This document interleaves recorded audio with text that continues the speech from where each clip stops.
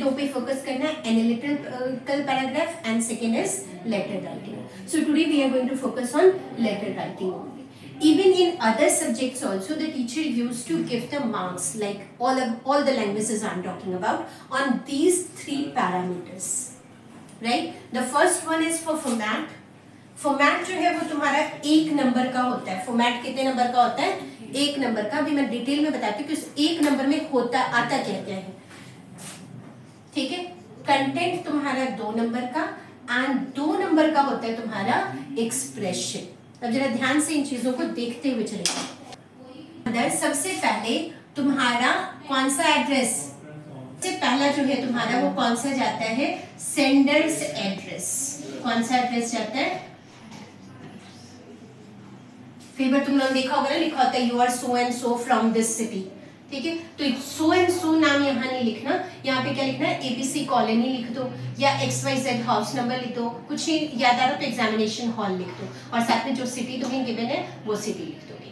उसके बाद तुमने क्या करना है? एक लाइन छोड़नी है. सेंडर्स एड्रेस के बाद क्या करना है? एक लाइन छोड़नी है. उसके बाद आ जाएगा तुम्हारा डेट. डेट भी तुमने 2 फॉर्मेट के अंदर लिखना है. एक तो आ जाता है 30. आज तुम्हारा फर्स्ट है ना, तो 1st नवंबर. ठीक है. यहाँ पे 0 लिखने की जरूरत नहीं. 1 नवंबर 2025. या फिर कैसे लिख सकते हो?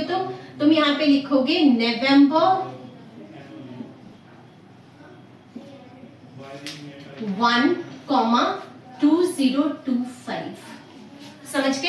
ये 2 फॉर्मेट है. अच्छा, डेट लिखना नहीं, ये वर्ड लिखनी नहीं है. डायरेक्ट क्या कर दोगे? ये again you will leave 1 line. एक और लाइन यहाँ पे क्या करोगे? छोड़ दोगे. और उसके बाद तुमने लिखना है रिसीवर्स एड्रेस. अब ऑफिशियल लेटर में ना जो रिसीवर्स एड्रेस होता है उसके अंदर, जैसे अगर तुम न्यूज़पेपर वाले को लिखोगे द एडिटर लिख दोगे एंड उसके बाद वो कहाँ पे है, कौन सा द एडिटर किस न्यूज़पेपर का है, सिटी कौन सी है वो मेंशन कर दोगे. अगर तुम्हारा म्युनिसिपल कॉर्पोरेशन को लिखना है तो द म्युनिसिपल कॉर्पोरेशन, उसके बाद कहाँ का है, क्या सिटी है, एड्रेस है, वो सारी चीजें लिख दोगे. या अगर स्कूल में लिख रहे हो तो तुम्हें सेम जिसमें में लिखते हो the principal so and so, जो भी स्कूल का नाम है, एंड देन सिटी का नाम लिखते हो तुम, तो सेम आ जाएगा. इसके बाद रिसीवर्स एड्रेस के बाद again you will leave 1 line. ठीक है. अब यहाँ पे 2 चीजें आएंगी. 2 चीजें क्या आएंगी?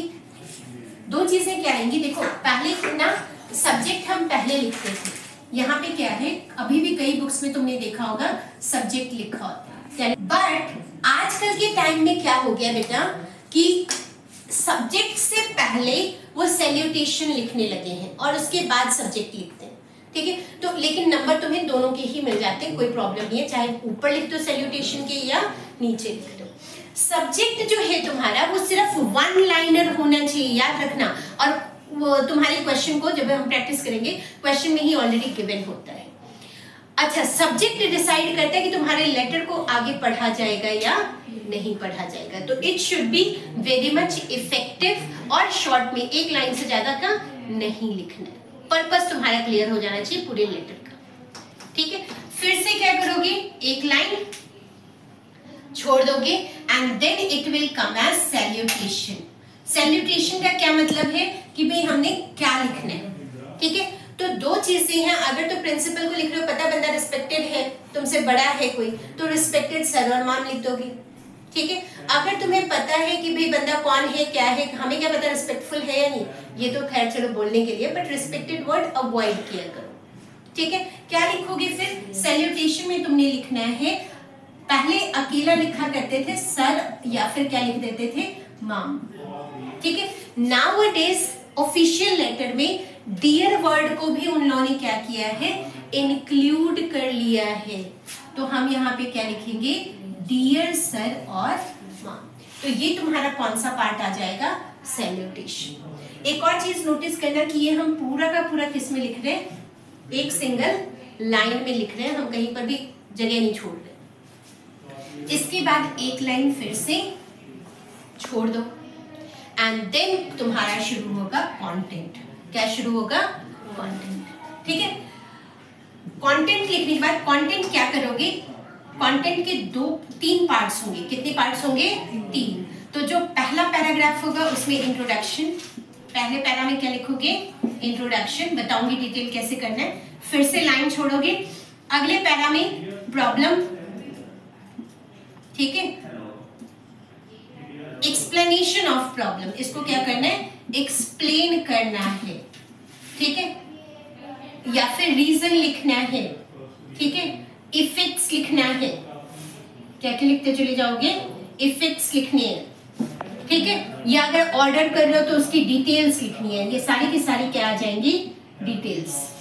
समझ गए? फिर से लाइन छोड़ोगे एंड लास्ट पैराग्राफ आ गया तुम्हारा सजेशन और सॉल्यूशन का। लास्ट पैरा किसका आ गया? सजेशन और सॉल्यूशन। समझ गए जी? Then again you will leave 1 line और लास्ट में तुम्हारा आ जाएगा, जो भी डिग्निटरीज हैं इसको एज सच ही याद कर लो, योर्स ट्रूली।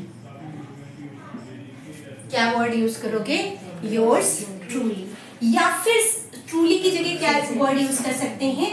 सिंसियरली। स्पेलिंग का ध्यान रखना बेटा, क्योंकि ना बच्चे बहुत गलती करते हैं। ट्रूली में TRUE लिख देते हैं जो नहीं लिखना है, ठीक है। सिंसियरली में CIER कर देते हैं या कुछ भी, सिंसियरली की भी स्पेलिंग लिखनी है। सो स्पेलिंग शुड बी करेक्ट। दूसरी गलती बच्चे करते हैं, योर्स में ना आर के बाद अपॉस्ट्रोफी S लगा देते हैं, नहीं लगाना है। समझ गए? यहाँ पे क्या है? इकट्ठा योर्स लिखा हुआ है एंड फिर जो भी तुम्हें नाम गिवन है you are so and so, तो वो सो एंड सो यहाँ पे लिख देना। समझ गए? अब देखो जो ये 1 नंबर है ना तुम्हारा, ये वाला जो 1 नंबर था वो इस पर्टिकुलर पार्ट जो तुम्हारा ये मैंने लिखवाया इंट्रोडक्शन से लेकर सजेशन वाला पार्ट, ये तुम्हारा कंटेंट पार्ट है। कौन सा पार्ट है? थोड़ा लाइट चल रहा है बट एडजस्ट कर लो। ये पार्ट कौन सा आ गया? कंटेंट। इसको इंक्लूड नहीं करना। बाकी जितनी चीजें लिखी हैं तुमने वो किसके अंदर आता है? इस 1 नंबर के अंदर आते हैं। कितने नंबर के अंदर आते हैं? 1 नंबर। तो भाई अगर राइटिंग में कभी 0 नहीं आती, चाहे तुमने कितना भी गंदा लिखा है, क्यों? क्योंकि ये 1 नंबर सबको मिलता है। इतना तो सब लिख ही लेते हैं ना, तो 1 नंबर मिल जाता है। कंटेंट का 2 नंबर, ये जो तुम इंट्रोडक्शन, प्रॉब्लम और सजेशन की, भाई जो तुम्हें क्वेश्चन में पूछा गया, तुमने अपने आइडियाज को कैसे लिखा है, वेदर इट वाज रेलेवेंट और नॉट, क्लैरिटी थी या नहीं तुम्हारे वर्ड्स में, वो किसके अंदर आ जाएगा? इस 2 नंबर के अंदर। ठीक है, तो इस 2 नंबर के अंदर तुम्हारा क्या देखा जाएगा? ये 3 पैरा। समझ गए? यानी कि तुम्हारा कंटेंट के अंदर जो हम देखेंगे वो क्या लिखेंगे? क्लैरिटी ऑफ थॉट्स या फिर आइडियाज। ठीक है, और ईदर इट वाज रेलेवेंट और नॉट। समझ गए? जो तीसरा पार्ट है, देखो 3 नंबर तक बच्चे ले लेते हैं मैक्सिमम। तुमने देखा होगा कभी गंदा भी लिख देते हो तो 2.5-3 नंबर आ जाते हैं, है ना, क्योंकि 1 नंबर यहाँ आ गया, 1 नंबर यहाँ दे दिया, 1 नंबर एक्सप्रेशन में दे देते हैं। अब एक्सप्रेशन का क्या मतलब? एक्सप्रेशन का मतलब है ये बहुत खतरनाक है, ये 2 नंबर लेना है, वेरी मच खतरनाक। क्यों खतरनाक? यहाँ पे तुम्हारा आ जाता है ग्रामर पार्ट। कौन सा पार्ट? कि भाई जो सेंटेंस बनाया वो प्रॉपर ऑर्डर में है या नहीं। तो तुम्हारा ग्रामेटिकल जो एरर है, जितने भी तुम्हारे ग्रामेटिकल एरर्स होंगे वो यहाँ पे चेक किए जाएंगे। जो तुम्हारे स्पेलिंग एरर्स है वो भी कौन चेक करेगा? यहाँ पे चेक होगा। ठीक है, एक्सप्रेशन के अंदर। ठीक है, इसके अलावा तुम्हारा क्या चेक होगा कि भाई तुमने प्रॉपर जो है वो कंटेंट को लिखा है या नहीं, प्रॉपरली चीजें जो मैं पूछी गई थी, जो डिमांड है क्वेश्चन का, उसको फुलफिल किया है तुमने या नहीं किया। समझ गए? तो this is how your letter writing is been checked and these are the pointers which you need to keep in mind while writing a letter. एक और चीज याद रखना, मोस्टली लेटर राइटिंग मैंने क्या बोला, कितने नंबर का आते हैं? 5 नंबर का। 5 नंबर मैं तुम्हें नंबर के लिए हमेशा क्या कहती हूँ, 1 मल्टीप्लाइड विद क्या कर देना है? 20। तो मिनिमम 100 से 120 वर्ड में वो कहते हैं लेटर राइटिंग तुम्हारी खत्म हो जानी चाहिए। अच्छा, उस 100 या 120 में ये चीजें नहीं आती, सिर्फ क्या आता है? तुम्हारा कंटेंट वाला पार्ट। 100 से 120 में क्या आता है तुम्हारा कंटेंट वाला पार्ट। अब जरा इसको लिख लो। इंट्रोडक्शन तुम्हारी 30 to 40 वर्ड्स की होनी चाहिए। इंट्रोडक्शन कितने वर्ड्स की होनी चाहिए? अपने आप को इंट्रोड्यूस करने मत बैठ जाना, प्रॉब्लम इंट्रोड्यूस करने, ठीक है। जो ये एक्सप्लेनेशन है, डिटेल्स है, it should be of 50 to 70 words. कितने की होनी चाहिए? 50 to 70, इवन 60 to 70 भी चल जाएगा तुम्हारा अगर लिख लोगे तो, ठीक है। सजेशन और सॉल्यूशन जो है तुम्हारा वो 20 to 30 वर्ड्स का होना चाहिए। कितने का होना चाहिए? 20 to 30 वर्ड्स। देखो जरा कितने वर्ड्स हो गए तुम्हारे?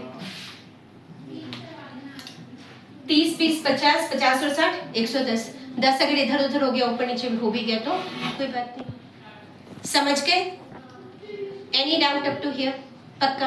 So this is how the letter writing has been judged, and these are the pointers which you need to keep in mind. Tomorrow I'll tell you what could be the beginning lines or the concluding lines, closing lines for the letter format. Right? So all the best to all of you.